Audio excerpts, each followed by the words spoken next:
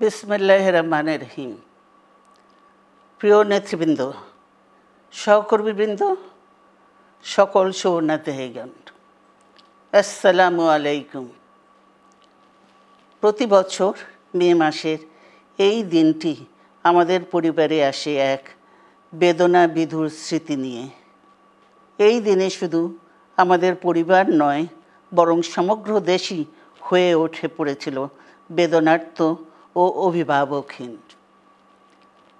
আমাদের প্রিয় মাতৃভূমি বাংলাদেশের জন্মের সাথে জড়িয়ে থাকা এক অবিচ্ছেদ্য নাম শহীদ প্রেসিডেন্ট জিয়াউর রহমান, যে চট্টগ্রাম থেকে স্বাধীনতার ঘোষণা করে তিনি এ দেশের সাথে তার নাম অবিচ্ছেদ্য করেছিলেন।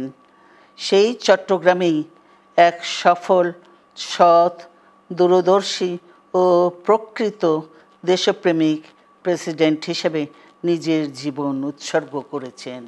এদেশে গণতন্ত্র, স্বাধীনতা, সংবাদপত্র ও বিচার বিভাগের স্বাধীনতা, স্বনির্ভরতা ও উন্নয়ন এবং নিজস্ব জাতীয়তাবাদ সৃষ্টির অনন্য রূপকার শহীদ জিয়া, যে গণতন্ত্র প্রতিষ্ঠা আর সার্বভৌমত্ব রক্ষার লড়াইয়ে তিনি শাহাদাত বরণ করেছেন, সেই গণতন্ত্র নিরবচ্ছিন্ন যাত্রা আজও বাধাগ্রস্ত হচ্ছে প্রতি পদে পদে।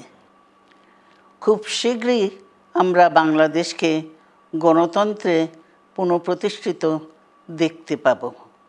এই হোক শহীদ জিয়ার শাহাদাত বার্ষিকীতে আমাদের অঙ্গীকার। এই লক্ষ্যে সুশৃঙ্খলভাবে এগিয়ে চলার জন্য আমি বিএনপির সকল পর্যায়ের নেতা কর্মী ও দেশবাসীর প্রতি আহ্বান জানাচ্ছি।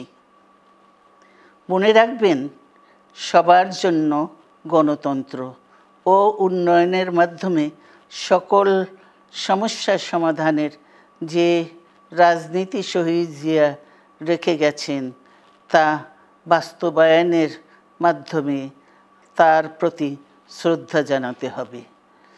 আমরা তার বিদায়ী আত্মার মাগফিরাত কামনা করছি। আল্লাহ হাফেজ। বাংলাদেশ জিন্দাবাদ।